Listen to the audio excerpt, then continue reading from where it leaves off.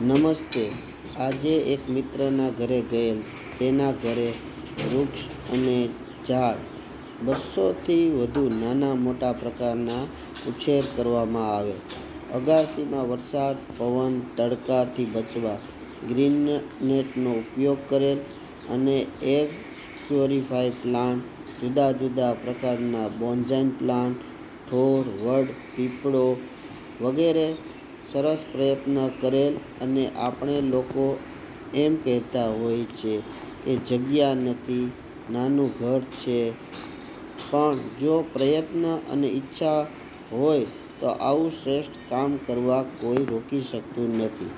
અને આવો જો નાનો એવો સર્વે પ્રયત્ન કરીએ તો આપણે શુદ્ધ હવા અને પર્યાવરણને બગડતું બચાવી શકીએ છીએ.